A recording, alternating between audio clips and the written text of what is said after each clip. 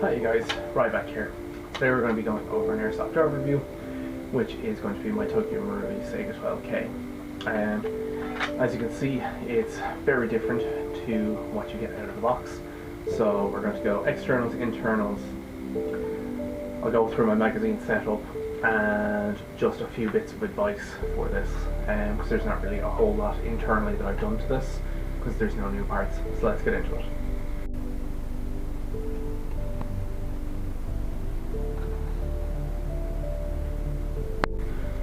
Starting off the external portion, we're going to go tip to butt. So up top we have a 5KU. This is a muzzle flash generator and tracer unit, and this is just held in tension on the Flintlock Customs outer barrel.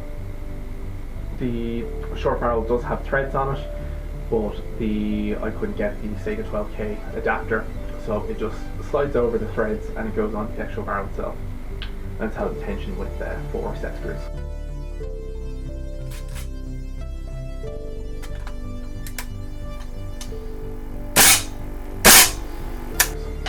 So further on from that, the handguard we have is a Magpul Remington M870 pump grip. This is dremelled out on the top and then it's held in place with a set screw, and the actual tension of the grip itself on the barrel and the gas block. Underneath we have a Magpul RVG with the AK cutout on it. The idea behind this is that it's easier to re-index your magazine. If it was the full way down, which comes to about there, the magazine would hit off it. Accessory wise, I have a Odin Olight Mini, or an Olight Odin Mini, on a Haley Strategic offset mount. Behind that I have a Magpul wrestling attachment point. I do have the tape switch cable tied onto the shotgun rib itself, so it gives it an ambidextrous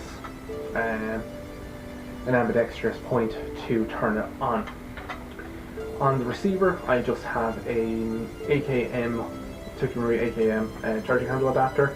This was just dremelled out to fit the size, then just put the collar on and it fits perfectly, and gives it a lot more purchase when you're cocking the weapon.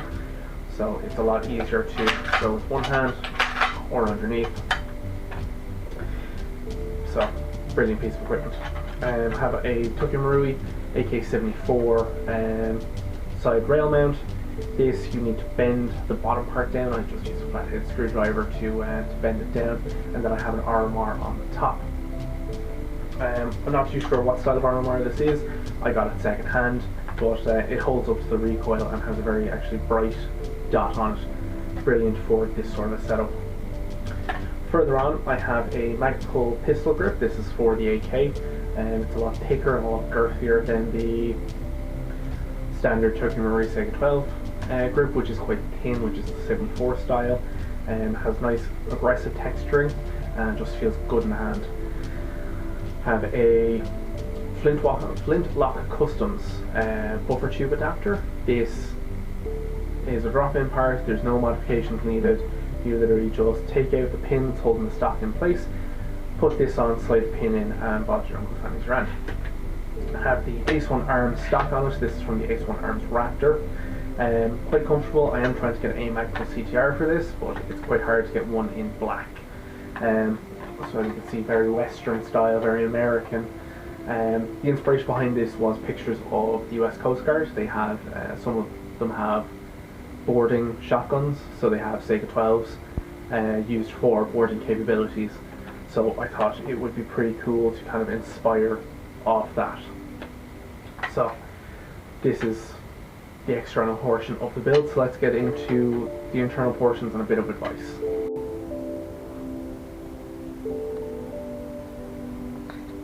The only major things that I've done internally is I've replaced an O-ring and I have modified the barrels in a certain way.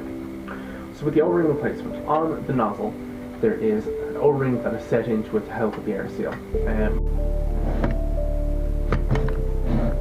Last game, ate the O-ring, because I noticed when I was doing maintenance on it when I came home, the nozzle wasn't holding in a little bit before retracting, it was just coming straight out. So I replaced it with it's a bright green O-ring. I'm not too sure what it came from, I think it came from one of the O-ring sets from Taiwan Gun. So I just put it on, so it's bright colour, so if I'm doing maintenance I can check the O-ring's still there because it is bright against the black and grey parts on the Saiga. The other parts that I have changed is when I replace the outer barrel, the O-ring that's holding the barrels into place, because there is 3 barrels inside of this, was too thick, so I just replaced it with a thinner O-ring and a layer of insulating tape so it keeps the barrel straight.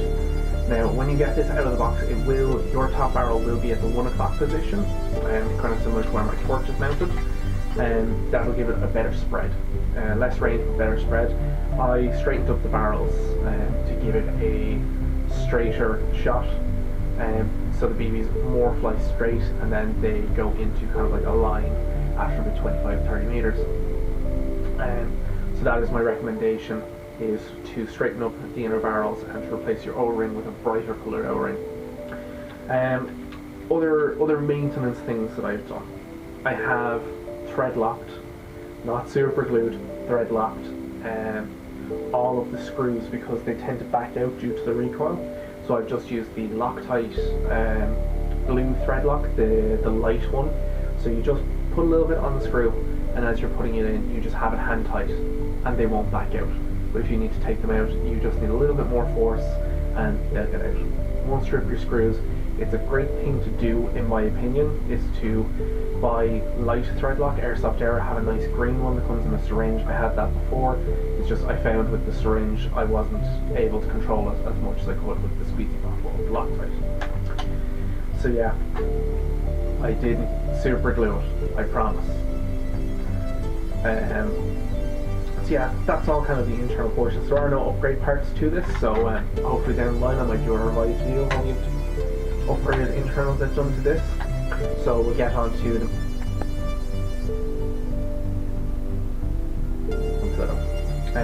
So currently I have 4 magazines for my Saiga 12, so 1, 2, 3, and then 1 shotgun makes 4. So this is my quick reload. This is Tasmanian Tiger tackle style pouch. This is in multicam, and then I have 2 Osprey sharpshooter pouches. These are in MTP, which is the British Army's version of multicam. So quick reload. Once the shotgun runs empty, I'll put the empty into my dump pouch. Then I'll retrieve one from here. When I'm given a chance, I'll do a bit of field admin, and I'll change a magazine from one of these pouches into this pouch, and then re-index my empty one into one of the empty mag pouches. This is just a bit of field admin as well, just to keep up with what magazines are topped off and which ones are empty, so that way you don't get caught with your pants down. Another small modification I've done to the magazine pouches is I have put sniper tape on the Velcro, so that way you only have this small, I'd say it's about 1 inch of Velcro to pull on, instead of this, I'd say that's probably 3-4 inches of Velcro, which can mean the difference between getting a magazine out or not in a BB guns firefight. So that is my magazine setup. My advice is as well to maybe have 5, maybe 6 magazines, because you're only getting 15 shots per magazine in the Saiga 12. So currently you'd only have 60 rounds. So at least with 6 magazines you'd have 90, because you could just put another magazine here and one on your belt and have one in the gun. So this is my magazine setup. Further on from that though, my advice for it in the game is to use it like a rifle. Is to use it like something like a Mark 18 or a CQB setup. It does shoot to medium range, which is perfect, but this thing is great for clearing rooms. It's great for laying down suppressive fire. When I was in Special Ops on Sunday, when guys were requiring covering fire to move forward, I would just get this, shoulder it, and just put 3 or 4 rounds into one of the buses or an area that somebody was in, because the sound of this firing is quite loud, it's quite intimidating, and then on top of that, the sound of 3 BBs hitting off plastic or metal can keep their heads down.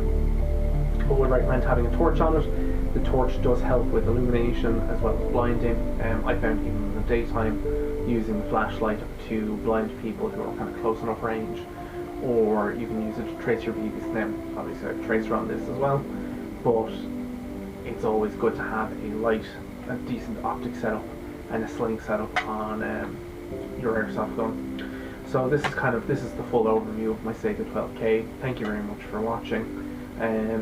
Any questions, please leave them down below. Yeah, take care.